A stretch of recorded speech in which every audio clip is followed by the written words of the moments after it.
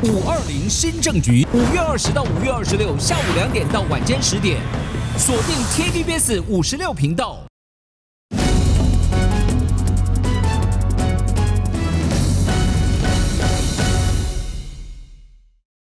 我是作恒，来看到呢是国际的消息，我们看到呢是在这个中俄的部分哦，俄罗斯总统普京他出席了俄中的博览会哦，他就跟这个大学生呢在座谈上哦聊到了北京烤鸭哦，显然他印象非常深刻哦，先带你来听。Председатель КНР угощал меня такой уткой по-пекински. Честно вам скажу, там 2 кусочка их лежат. Я думаю, я съем только 1 кусок. Ну, понимаете, да?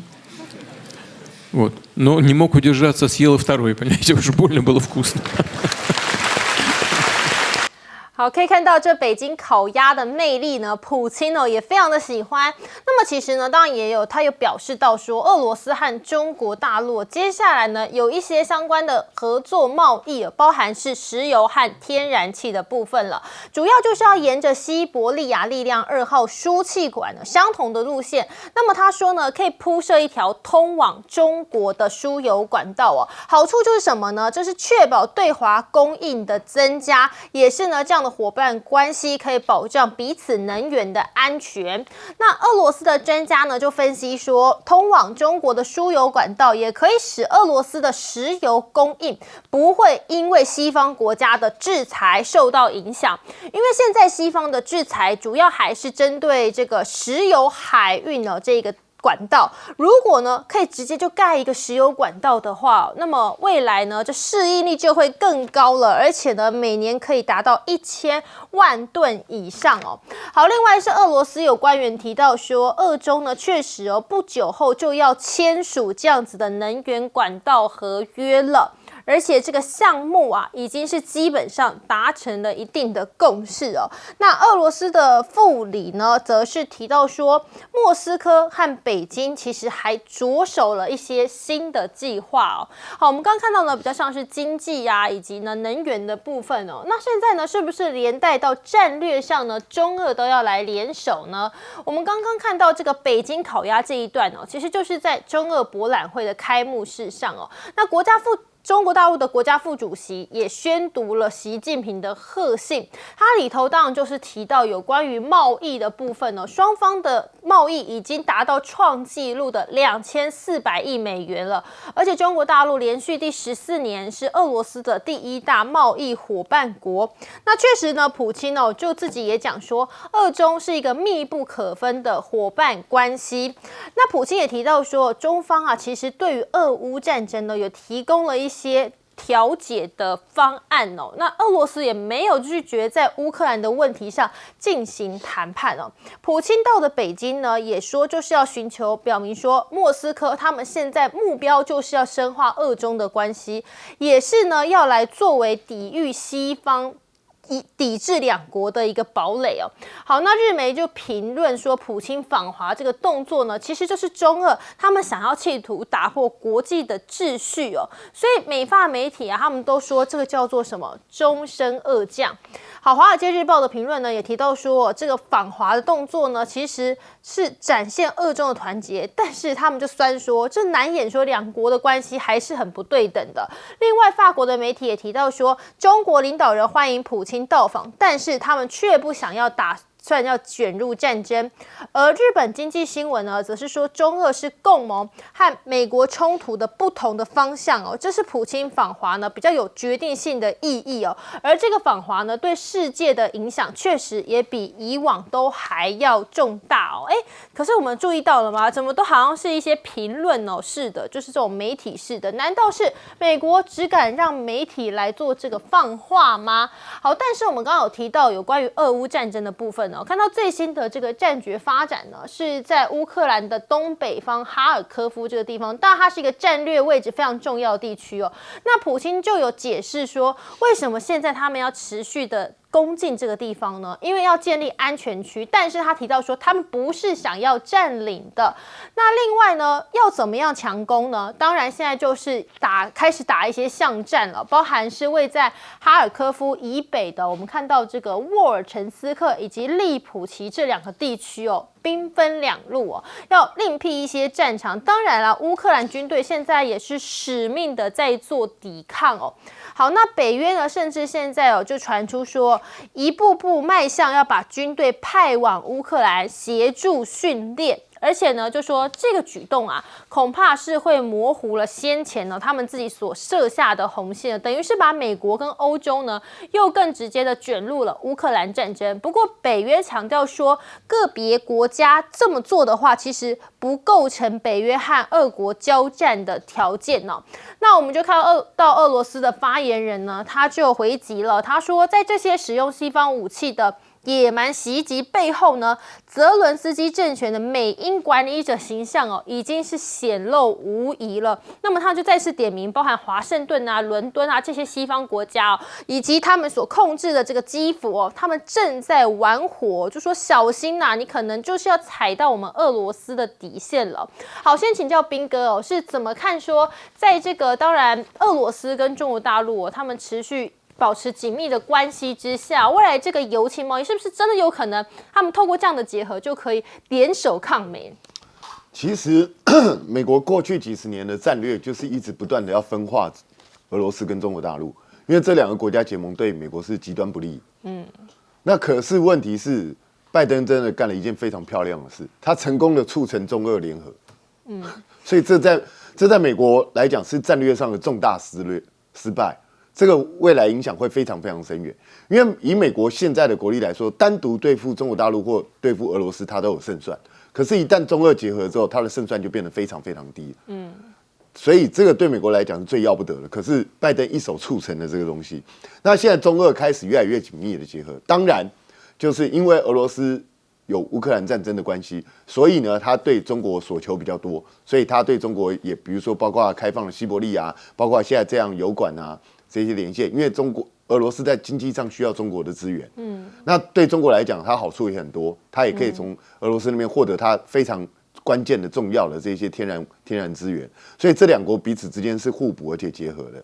所以在这种状况下，未来这个局势大概，我想短期之内是不会被打破的。所以这个中俄未来的结合会影响到世界非常非常深远。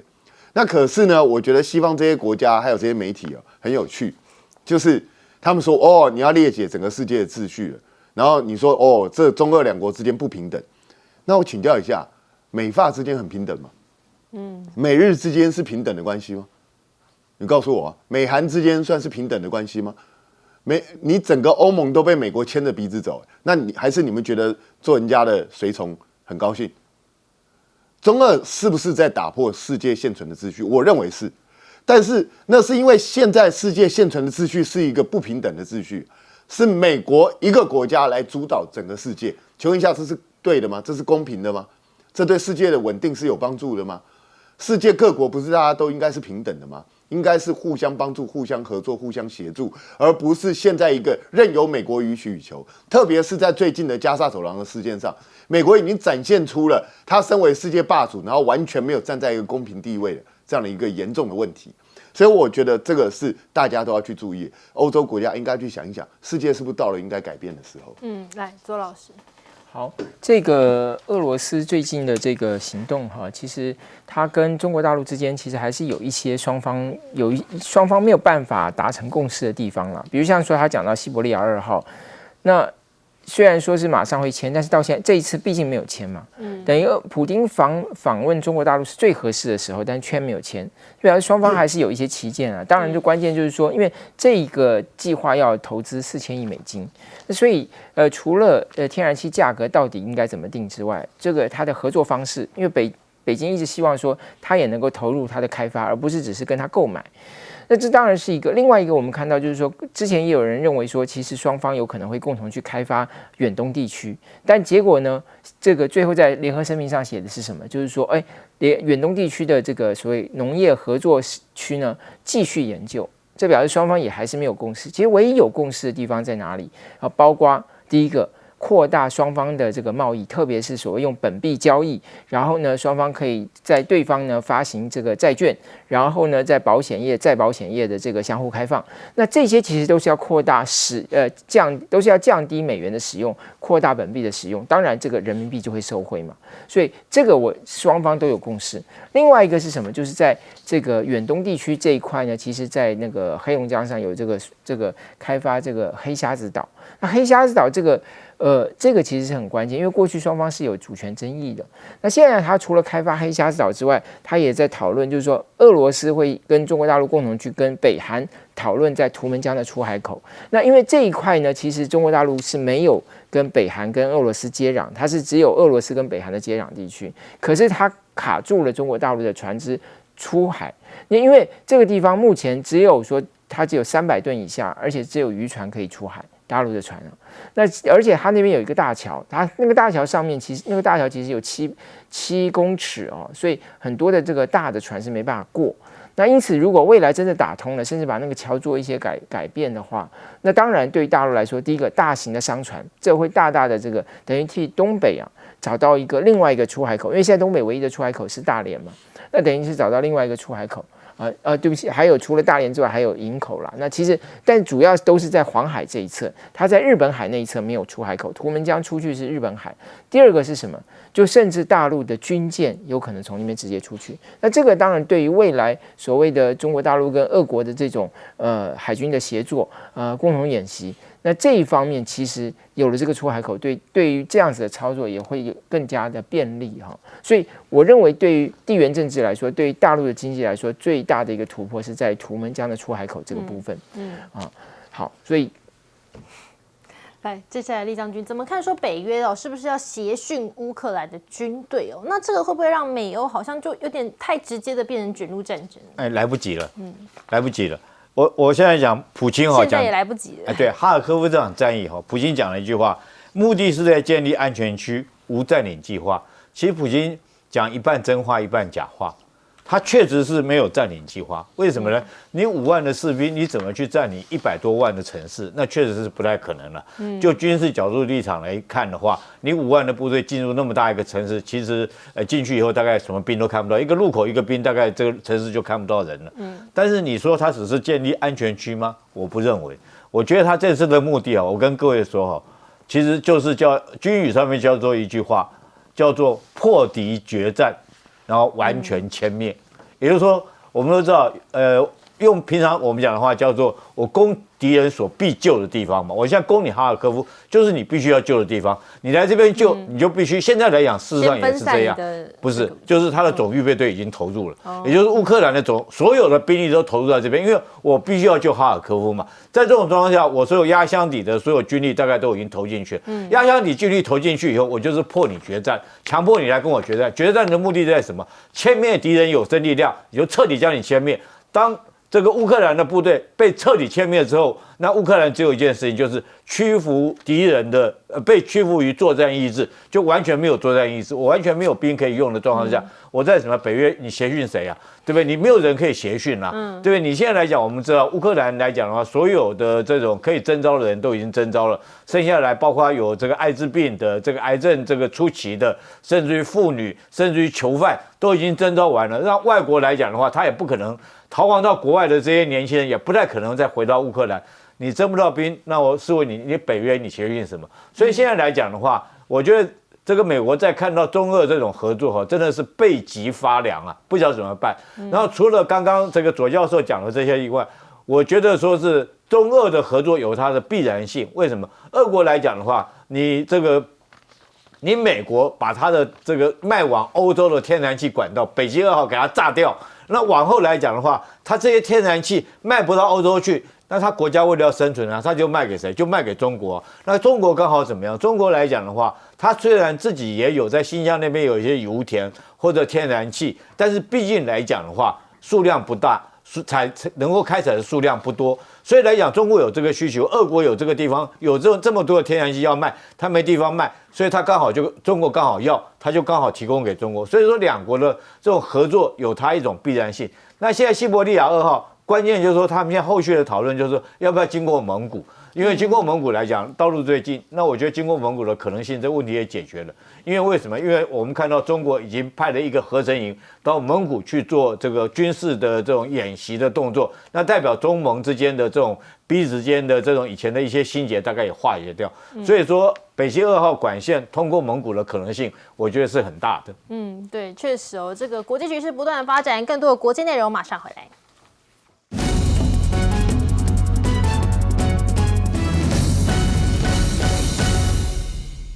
520新政局，5月20到5月26下午2点到晚间10点，锁定 TVBS 56频道。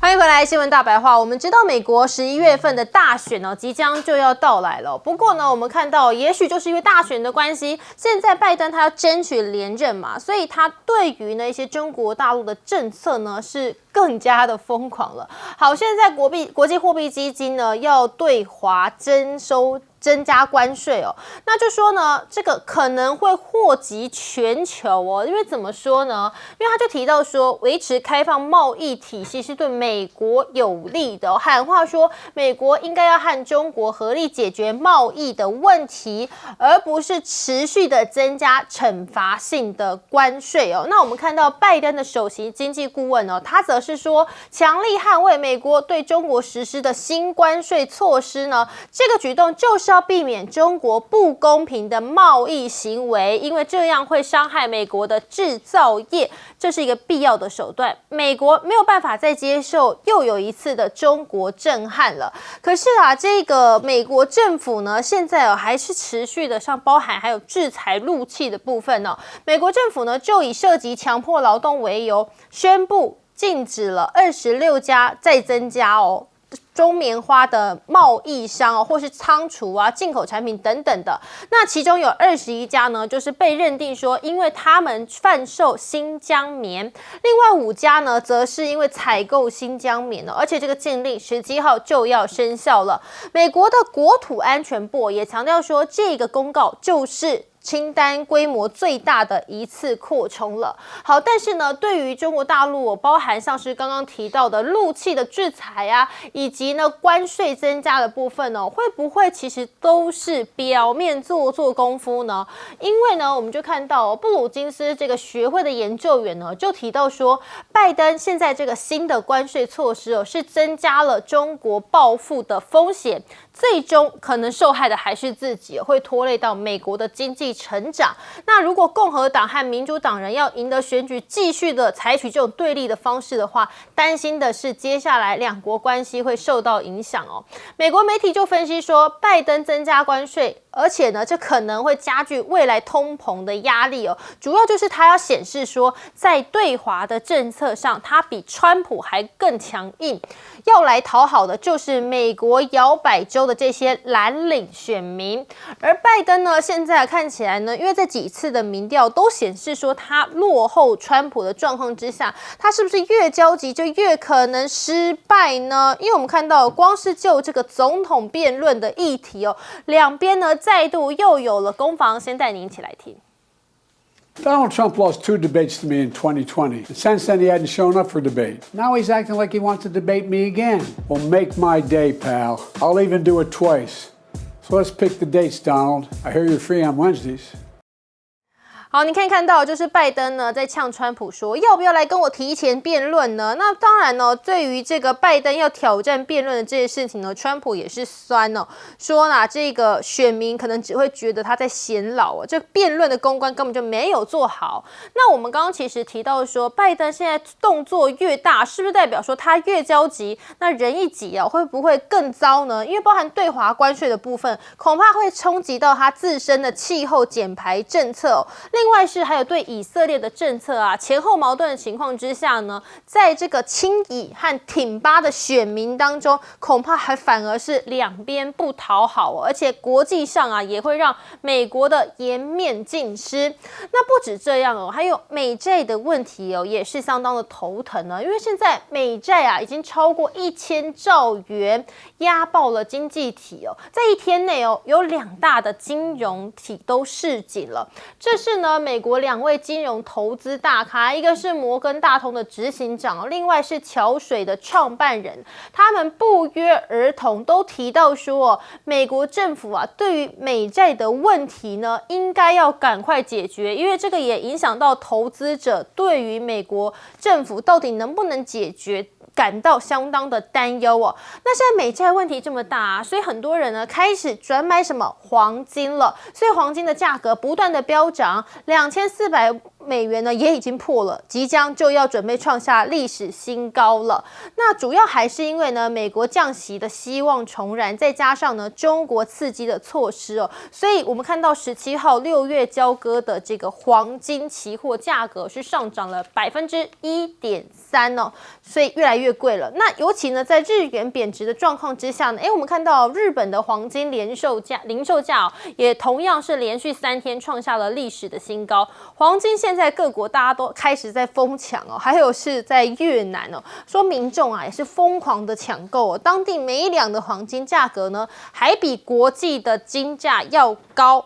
而且呢，这个价差相当惊人哦，大约是台币2.1万元，所以这也让这个越南的政府官员呢赶快出来哦，说国家银行啊应该要赶快有一些干预的机制哦，否则这个黄金市场哦持续不稳定，也会影响整个经济哦。好，先请教彬哥怎么看说现在这个拜登呢抛出像是关税啊，或者是呢这个有关于制裁陆企啊，这是不是一拳？但是其实轻轻放下，其实打假的。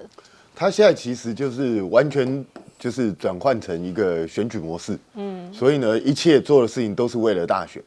那最近因为川普也有在放呛虾嘛，说如果他上来的话就怎样怎样怎样，所以拜登就是我比你更行，我比你对中国大陆更狠，所以就不断的在关税也好，其他地方也好，扩大对中国大陆一些相关的一些制裁啊压力。可是问题是你仔细去看，他真正要实施的时间不是2026就是2028，其实都是好几年以后的事情，所以显然目前暂时是不会有太大影响。可是呢，他就是故意把话先放出来，那一方面表现他很有魄力，那另外一方面也表示说我能做到，川普不见得能做到。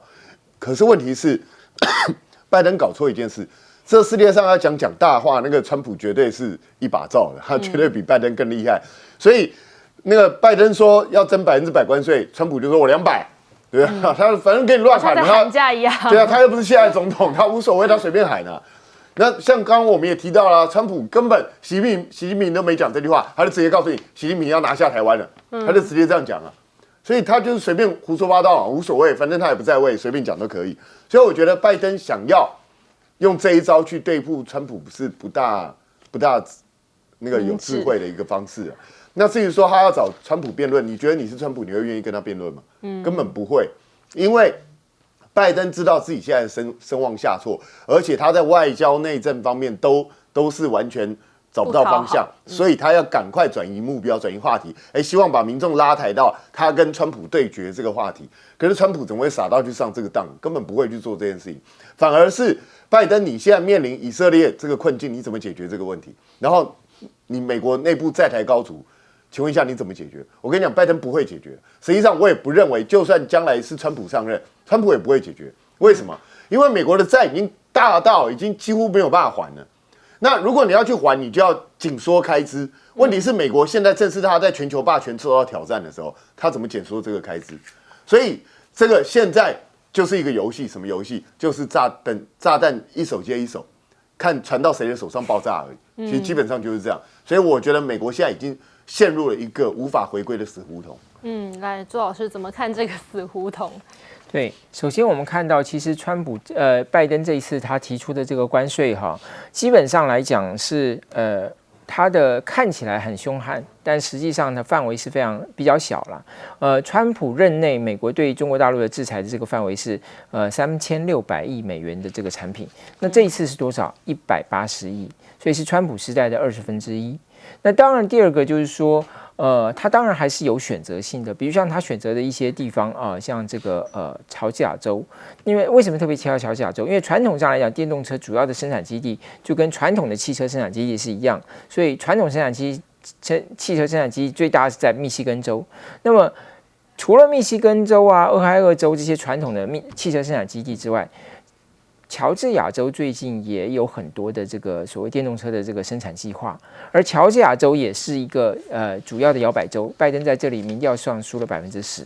乔治亚州还有一个是什么呢？就是太阳能板，它也是主要生产基地。所以你看，不管是太阳能板，不管是这个电动汽车，其实都跟乔治亚州有关，所以它也是精准的去选择。那对这些摇摆州的选民，他等于就有一个可以宣传说，我这个阻挡了这个中国大陆的这个产品进口所以那当然，因为他现在还考虑到另外一个问题，就是说为什么我说他其实是动作大，真影响小？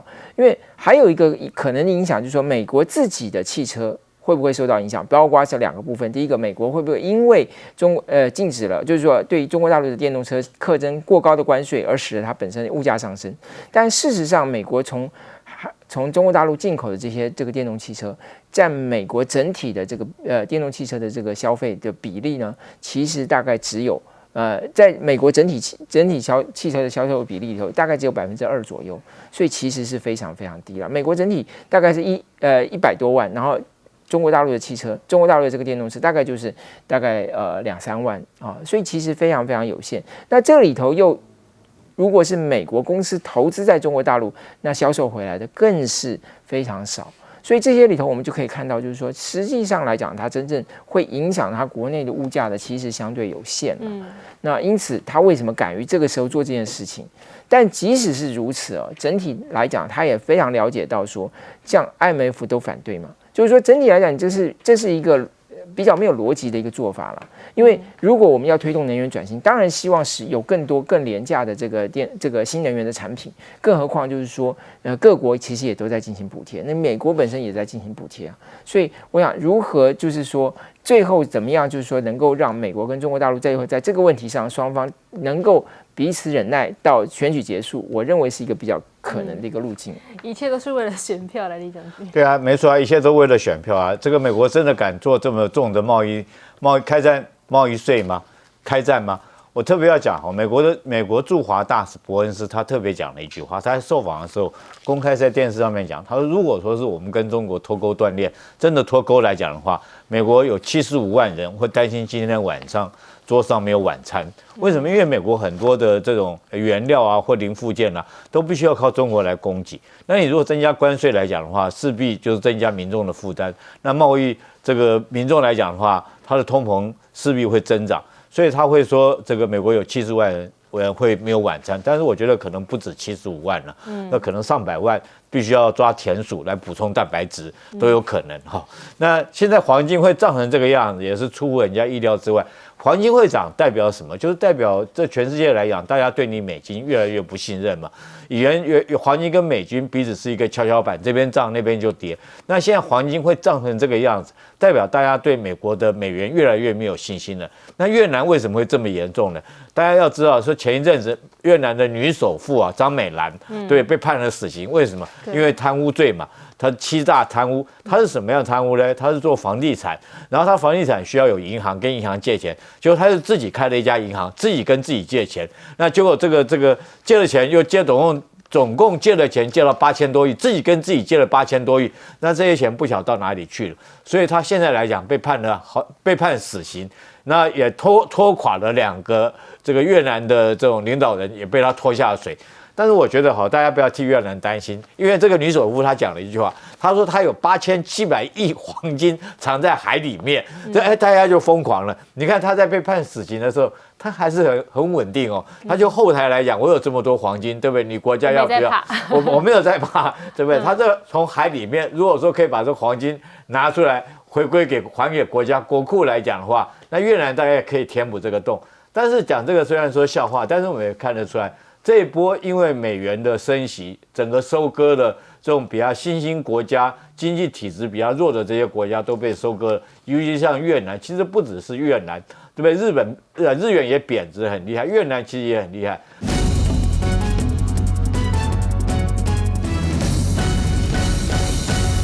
我们呢，同时我们也要来了解一下，原因是因为现在中国跟俄罗斯两边的首脑会面了嘛，那大家就开始在问他们要做什么样的一个合作呢？普京的讲法是说，他希望两边先做好民间交流，特别是2国的年轻人，希望能够做好交流。来看看这个画面。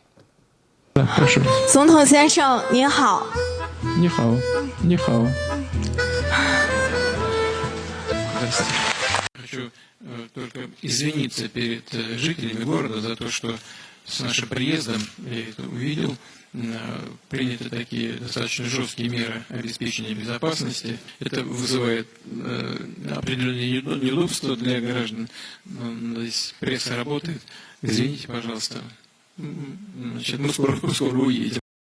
他讲的很这个，他说他知道啦，确实给大家带来一些不方便，不好意思，我们快走了啦。但是他这一回来到的是什么？是哈工大。好，哈工大什么意思呢？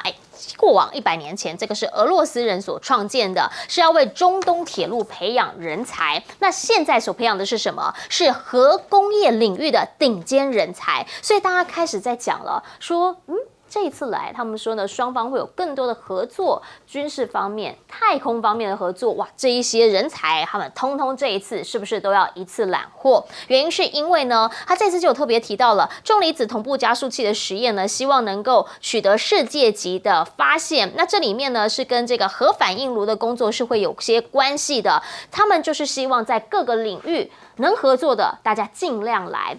除了科技领域之外，还有哪个领域？当然还有的就是贸易啊、能源等等的领域了。但你来看到的是这一回，他也特别提到了西伯利亚力量的2号输气管。好，现在呢，他们说再一次表达双方都想要啦，所以不久的将来就会开始签约了。那是这样子的话呢，因为以往就是在路线上面嘛，现在确定是会经由蒙古向中国输送500亿立方公尺的天然气。哇，这等于是稳定的一个能源会从西伯利亚2号这边直接供应过来，因为呢，这样子的一个增加，确实对于中方来说会是一大的能源支柱。而俄罗斯的金融专家则直接讲了，他说呢，因为大家现在如果铺设同样一样的石油管道的话，会更便宜啊，那所以基础设施这一些呢，就是等于通通都含在一起做了。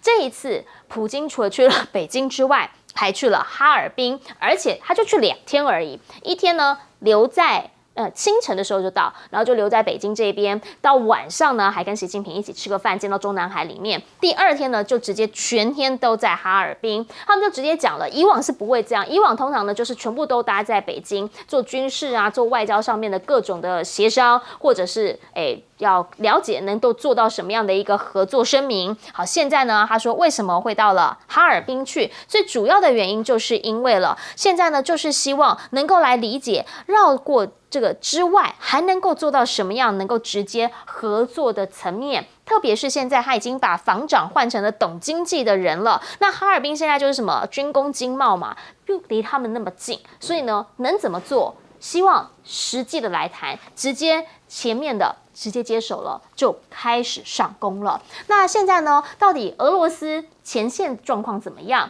好，普京的讲法是说，其实你们一直说我要占领哈尔科夫，我没有啊，我只是希望能够打出一点缓冲区而已嘛，因为他们就是一直越境的炮击我们的地方，所以我需要这个缓冲区，所以我没有要占领哈尔科夫啦。啊，乌克兰这边是已经请求说，可是我们不能够在前线失去了士气，所以他要求美方能够协助他们是打击俄罗斯境内的目标，这是过往呢基本上美国一直反对的。好，可是他们说最近他们已经有开始在就一个要求呢，正在接受审查当中。那最后会是一个怎么样的状况，还没人知道。因为美国现在他自己也要选举，会愿意这样卷进去吗？特别是欧洲的这些盟友，很多人开始有一些态度上的变化了，包括了2024 2月底呢，欧盟说已经从土耳其这边买了516万吨的石油产品。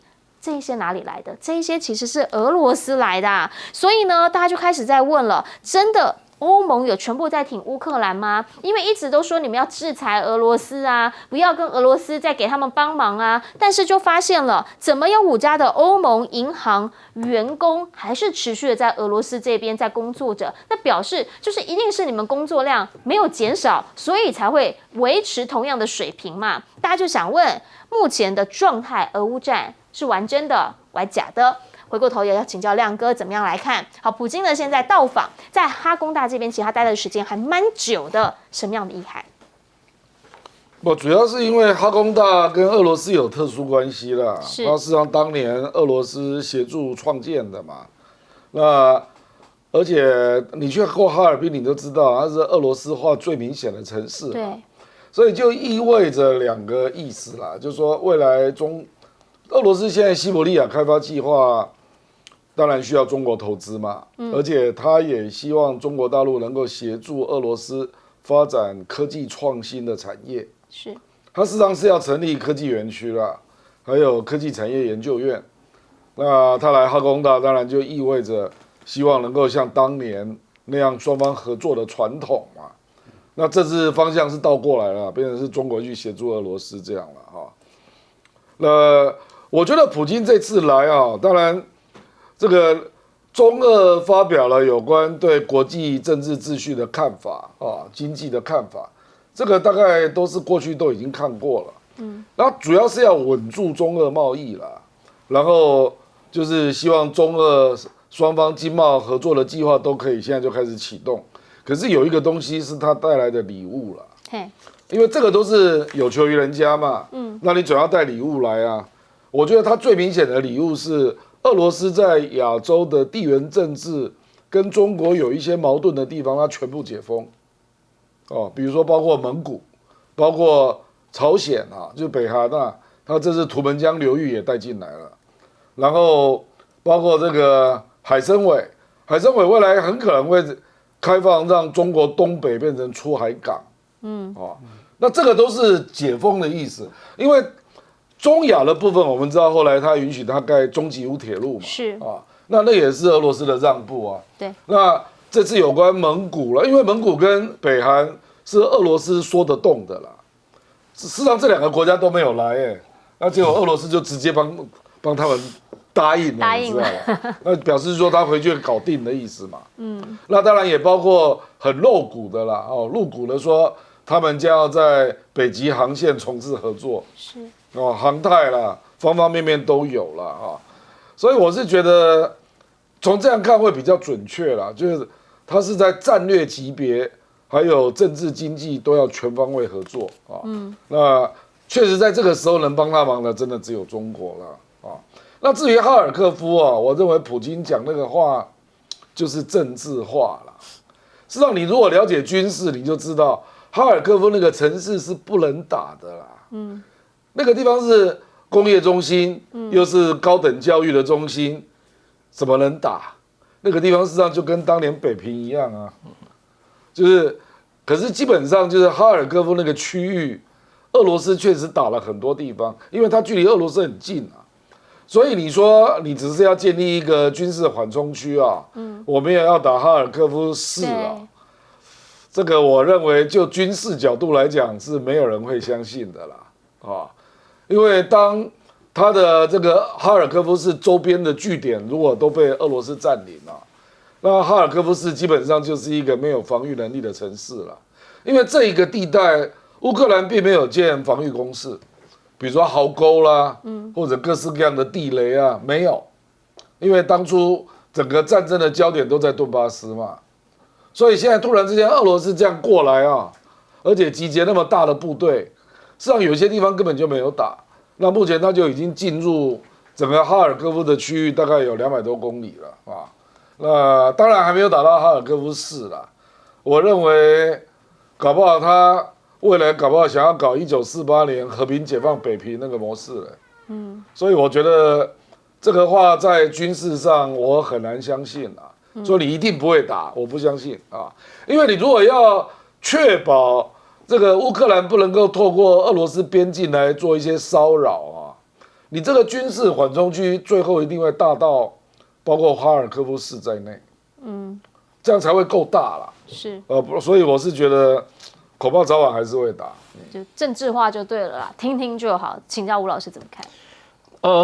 俄罗斯这个普丁这次去哈工大，而且他们讲了这个深化新时代全面战略协作伙伴哈，这又把他们的战略伙伴更升级了。我要再讲一次，就是其实美国著名的政治学者这个 John Mearsheimer 米尔斯海默在乌俄战争爆发的时候，他就讲，他说美国政府的外交政策笨到你把2个敌人推在一起，你让中俄之间的关系又更紧密了，这是你做错的最明显的例子。为什么？因为其实我们知道中国在过去他们有个不结盟政策，是啊，邓小平就说不结盟不当头啊，因为他们知道结盟可能会带来战争，所以他们讲不结盟，可是他们用什么战略伙伴关系当做他们的外交政策非常重要的一个政策方针。但是他们在全世界有很多战略伙伴关系啊，有406个战略伙伴关系。可战略伙伴关系有很多种啊，有战略合作伙伴、战略协作伙伴、全方面战略合作伙伴、全天候战略伙伴，各种都有。各个国家都不一样。但是唯独对俄罗斯的战略伙伴关系是最不一样的，它是不断的在每个这个过去的几年里面不断在加强跟深化。这一次普丁来了，他这讲的叫深化新时代全面战略协作伙伴，很长，没错。问题是他把全面战略协作伙伴加了一个深化，代表什么？代表他们两边的这个合作更紧密了。我特别去看了它里面的一些声明了，过去大概就讲了。协作伙伴跟合作伙伴最大的差别是，合作伙伴只是中国大陆跟其他国家在经贸上、科技上的一些往来，协作伙伴有一个最大的就是科技还有军事上面。所以中国跟俄罗斯是协作伙伴，这点我们要第一个看清楚。第二个，这一次的深化全面协作伙伴呢，它里面特别针对了美国在几个盟友之间的这个结盟，他们中俄发表了声明谴责，对，包括中俄是说什么？你们的 AUKUS 你们就是在结盟来对抗我们。还有呢，这个对于这个北约在欧洲的核威慑，建立这个所谓延伸贺主，中俄也发声明在里面谴责。这点我们可以看出来说，中俄之间虽然不是结盟，但是他们朝向类结盟一直往前走。这一点我想是美国跟西方国家他们不愿意见到的，因为如果再这样子，敌人的敌人是朋友。北京很清楚啊，如果你们再把俄罗斯视为敌人，他就是我朋友。虽然中国跟俄罗斯之间他们还有一些嫌隙在，但是如果你再把它推在一起，我觉得这个是对全球两大阵营这样子区分化是蛮危险的。确实哈，因为在这次声明当中，以前呢比较少就直接点，现在都是直接讲了，就是针对这个美国对你很多的作为，他们其实看不惯的。要请教一下我们的舰长了，您怎么样来看？因为呢，就军事上面来说，他们已经讲了这是中俄合作转型的开始，但是中国一直有在希望说能不能全球止战，他推这件事情嘛，所以他现在讲他没有要占领哈尔科夫，你怎么样来看前线的这些战士？我觉得像普丁讲的这个话常会因为实际的战况，他会去转变的。我是不想占领哈尔科夫，结果我打得好顺那就顺道就占领了。不小心对，是不是？就是我原来想要，结果打得很辛苦，我可能也会改变，就是计划赶上变化。就他讲的跟实际的战场其实是两回事。然后第二个，我一直有一个错误的观念，我以为说，因为俄乌战争的爆发，所以中国把眼光放在跟这个俄罗斯的这个合作。其实我仔细最近研究一下，我才发觉中国所有的战略眼光他都看得好远。好比他在瞄准这个北极的这个航道冰上丝路，它叫冰上丝路，海上丝路是往下嘛，上面是冰上丝路。他在1996年就加入了国际北极科学委员会。1996年，你想看那是多久以前？再来呢，他跟这个俄罗斯去买他的这个天然气是2014年，他跟中俄签了一个30年的4000亿美金这个天然气。那时候距离俄乌还有多远之前，他那时候就已经这样子去签了。那你知道，像俄罗斯输送到欧洲的一个叫北溪1号嘛，一个叫北溪2号嘛，这还没有北溪2号还没有完全运作呢，它两个加起来是1100亿立方公尺，对不对？这是北溪1、北溪2，到目前从来没有就充分的送出过，现在可能还断了几个。它单单是这一次在计划在建造的力量1号已经在走了，在380亿，力量2号将来要做的是500亿，这两个加起来是880亿。你记住，它整个欧洲是1000亿最大量，中国单是这两个就880亿，占中国进口的，如果说真的将来送成了，占中国所有进口的81%，就占它的这个进口量。而且中国自己本身还生产很多的这个天然气，你就从这就发觉他好早以前就看到了，他也把这些东西都做了一些他的这些行动的这些备案。然后至于他这一次访问，我一直觉得他们说什么做什么其实吃药。一个很重要的事就是在去年的去习近平访问的时候，吃完饭两个人在媒体面前讲，这个100年难得一遇的变局即将来到，我们一起来推动。我跟你讲，那句话是我这一辈子看过最震撼的一句话。为什么？不是我们两个私底下讲，我在媒体面前，然后普丁立刻说我同意，他们两个一起来推动。这是去年的3月讲的，对不对？然后去年这一整年，这个中国跟俄罗斯的双方的贸易是2401亿美元，创有史以来最高，然后比前一年增加了26.3%。这证明什么？这一年我们的合作关系，你不要管我什么东西买什么卖什么，我们的合作是密不可分的。所以我不必说我们做了什么东西，我们两个只要站在一起照一张相片，你知道那个就让全世界都知道说，哇，天哪！北京会抵制他吗？不可能的。这一年已经证明了，他们两个在努力的希望把这100年来的变局是什么？就是美国不再是世界的老大。然后你从俄乌战争，不是俄乌啊，这叫欧洲的所有的战争，2个大战争嘛，一个是俄乌，美国是好像是站在正义的一方，支持被侵略的国家乌克兰，对不对？以巴呢？同样的也在欧洲啊，开始你可以说，现在呢，现在已经完全不是了，你在支持的是杀戮的一方，你几乎在灭绝人家，所以这2个东西一加起来，你就发觉，美国你到底是在支持正义，还是在支持什么？然后你想通，你就发现，美国其实在支持自己的利益，他所有的考虑都支持自己的利益，他到任何时候可以丢掉任何人。所以你说欧洲这些国家会看不出来吗？这些人会不了解吗？我觉得美国的力量一直在衰弱，这2个战争给世人看出他们的真正的面目。是。好，其实呢，除了国际间的大事之外，如果从昨天晚上，你就会发现微博上面热搜是会变成这几个8国联军讲什么来哦，带您来看到的是文娱热搜的，现在直接讲，昨天晚上大家都在看歌手2024啦，包括谁？那英哦，梁振霖现在被淘汰了，对不对？因子忘词的是上市第1期啦，然后还有什么那英第2啊？原因是因为上一回那英第3名，好，第3名之后，网络上面的讨论热度突然出现了，甚至我还看到有人在讨论说那英会来第2期吗？等等等。昨天就因为第1期发现前面2个得冠军还有亚军的分别是美国人跟加拿大人，第3名是那英，然后呢，网络上面突然就炸起来了。现在第2期的收视率是第1期的平均呢是涨到0.97，好，等于说呢，他们讲了，昨天晚上《庆余年2》跟歌手2024不知道看哪个好，这一些通通你看看前面10项有多少就是跟歌手2024有关系的，那大家就开始在讲啦，这是不是已经变成了大陆对岸的爱国保卫战？最主要的原因就是因为，真的很少看到在歌唱节目里面，过往大家一直在讲说他们那个是比真的比假的啊，结果现在比出来，第1名美国人，第2名加拿大人，然后第3名呢，他们讲说这个叫做五旬老太独守国门，叶赫那拉氏大战8国联军等等等，这一些热题不但大家开始在说，原因是他们强调自己直播不修音的方式来播出，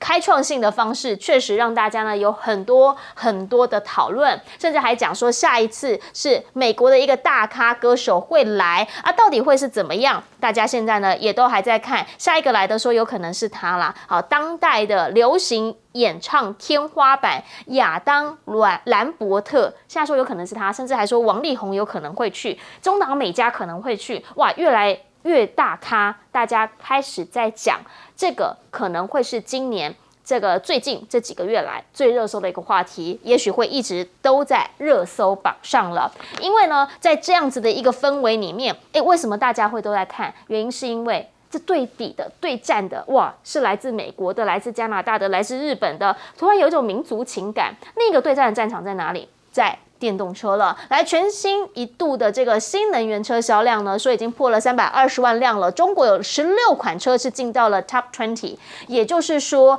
前面16款只有4款 Top 20只有4款不是中国车，那你大概可以感受到那个份额会是怎么样。好，那另外呢，还有的是，连美国车他们都开始在讨论比亚迪了。比亚迪海鸥大家知道，它是做比较就是低阶款的车。那现在呢，在拆解之后，美商很讶异说，哇，这个是敲响我们的警钟啊！最主要原因是因为发现它的工艺其实不输售价3倍的美国制的电动车。那当然，对于他们来讲的话，你们卖那么便宜，我们卖那么贵，然后你们跟我们基本上差不多，消费者会怎么选？自由市场经济，这让他们其实是有担忧的。而马斯克呢，他现在说要展往发展 AI 了。路透社的报道是说，特斯拉现在可能要用的是中国大陆的数据来研发自驾系统。这是一回呢，因为他们已经把他的 FSD 的授权呢，就有在中国这边通过了嘛。那之后他这边会怎么样的发展？马斯克基本上是个商人，那就是在商言商，是不是真的打不赢就干脆跟你合作呢？甚至在对垒上面，因为美制的电动车现在确实走得比较慢，那他们也不想要让中国的新能源车卖进来，所以呢，不断的在加税，而加拿大现在也有可能会跟上这个路子来加大陆电动车的关税。一直以来他们的说法就是产能过剩，可是呢，在德国这边的汽车专家就直接讲了，这个呢，他们认为叫做政治宣传啦，因为呢，他觉得美国这样的做法是很令人遗憾的，毕竟真正爱车的人是希望看到车市越来越好，看到越来越多新的厉害的车上市，而不是呢，好像透过产能过剩就想要透过这几个字把人给打垮。所以回过头，我们就想要请教一下亮哥了，怎么样来看？好，从车市到娱乐圈，都看到一点民族情绪啦。我这个娱乐圈真的是没得拼啊，因为我有看啊。哦，你也是有看？我没有寄给你，我寄给很多 T 台的主持人啊。你怎么没有寄给我这个？他都寄给我儿歌。我忘了寄给你，忘了寄给你。他寄给我儿歌，因为我都在跟你谈照顾女儿的事。这个我那个第一集就非常惊艳啦，因为这个 Shani Moore， 事实上他已经50几岁了，他57岁了哈。那个高音随便一拉就拉上去了，很轻松。而且他是灵魂歌手嘛，太厉害了啦啊！那个大家听完就觉得这个一定是第一名啦，因为这个刚好也凸显出西方的歌手啦，尤其这2位。另外那个 Fauzi 啊，那也是很有名的歌手，那很年轻啊，对，大概只有20几岁啊。就是他们就是都习惯不修音唱现场直播的啊。那中国大陆这样的歌手真的不多啊，因为大家都习惯修到接近完美啊。那你就觉得好像每一个歌手都很厉害。这个就像我们台湾在讲说比唱现场，唱现场，对，那就是不要做修音啊，等等的啊。那而且我觉得那个歌路之广啊，坦白讲，美国的歌音域啦，歌路的复杂程度啦，也超过中国的歌啦啊。所以大陆的听众当然真的有一个震撼教育的感觉，事实上，那英他第一次唱有点失常，他是后面立刻就回到他的水平，对啊，所以他后来第3嘛。他说他有点紧张嘛。他前面真的很紧张啊，卡住了啊。那杨丞琳还破音，这个不管了，杨丞琳也是我的偶像，没想到会，他真的很紧张啊，这个因为对手太强了啦。对，而且那个加拿大那个女生啊。其实那条歌也不是那么好听啊，可是他就是唱起来就是非常随意，对。然后他自己弹钢琴嘛，然后后来又站起来那边走来走去啊，就觉得好像他的表演没有任何限制啊。他昨天唱的其实跟阿 Adele 又有不同的味道啦。不就是给人家感觉就这2个就是唱歌唱得很自在，然后不受任何规范的限制，就唱出他的原来的那个声音啊，所以这种比赛的方式哈，事实上。未来中国大陆一定会开始大量采用，因为我已经看到几个音乐的评论家了都出来讲说这样才是真正的唱歌，所以我觉得这个倒不是你不要把它讲成8国联军啊，我觉得这个就是一种新的该唱歌的方法啦，比较接近自然的唱法这样那人家可以随着你的心情融在里面啊，尤其是那个 Shani Moore 根本就是。你整个心都被他掏走了啦，就有那种感觉啦。那电动车啊，我认为，因为中国的内卷太厉害了，是，所以它内卷就造成它各种东西。我事实上讲过3个东西嘛，这个东西西方的车要来争真的很累了。第一个是续航力，是。中国大陆现在的续航力电池可能是800起跳哦，800公里，800公里，太厉害了。对，然后第二个是快充的速度，它可能在30分钟内就可以充到60%哦，那第三个就是那个人工智能系统，是，那我觉得它这个已经变成它的标配了，所以美国现在要追真的是很累了，哎。好，我们先进一下广告，广告回来继续来说。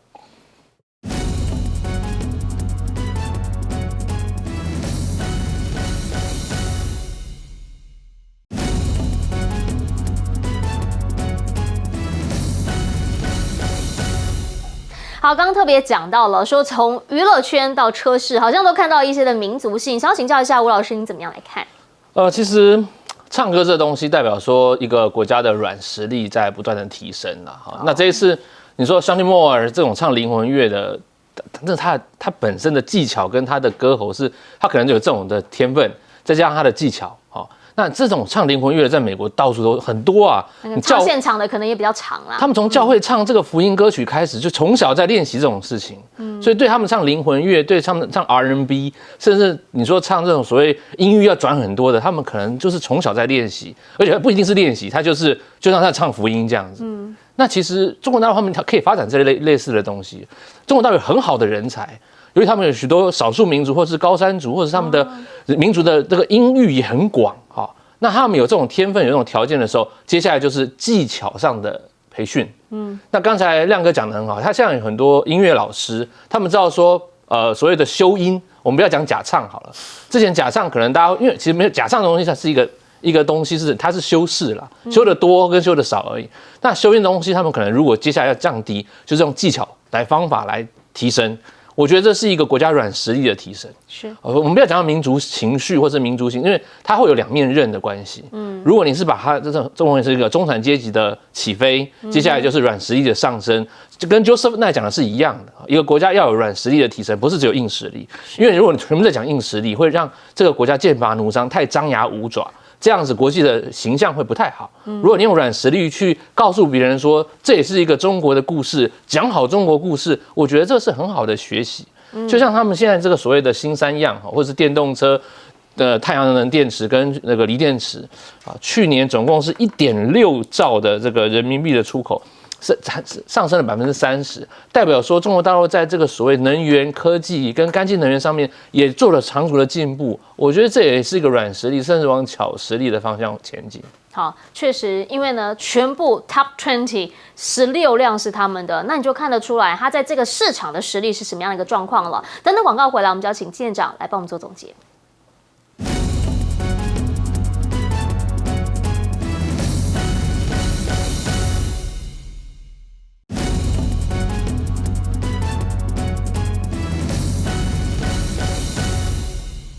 节目最后，请舰长来帮我们做总结。我听到这个歌手2024哦，我的第一个感觉哦，因为我对歌我不太懂，但是我看这个过程，我的第一个感觉就是哦，当一个强大国家的人民哦，真的是很幸福。为什么你知道吗？他可以立定一个很大的志向。我这样讲好了，你说他刚刚这个点子，2024邀这些人来比赛，这个点子好不好？好啊。在台湾，你敢提出这个点子吗？你不敢的。王伟忠再厉害，再有创意。他想的比这个点子好10倍，没用，因为你没有钱，你不敢去做。所以，当一个强大国家的人民，他可以立定很大的一个野心，你知道吧？同样的，如果你是制作人，你想想看，你敢制作什么样的节目？在台湾，要有销路啊，要有市场啊，就是因为大陆市场大，所以他的野心是很大的。除了这个叫做小国小民的志向小以外，还有一个你的志向要少啊。我举个例子，好比说在台湾。我想当太空人，你可以去当吗？像最近有部电影，就是一个非裔的人在美国，他是希望去当太空人的一个很感人呐。我当时就在想，我就算当初小时候想当这个太空人，从外太空看地球，我能立这个志吗？没有用的，因为我们台湾永远不可能发生，就是说一个强大国家会让每一个人民尽情的发挥你的志向。让你的野心尽量大，不要怕大，只怕没有市场。只要你有市场，哇，所向无敌。这是我最大的一个感触。是非常谢谢。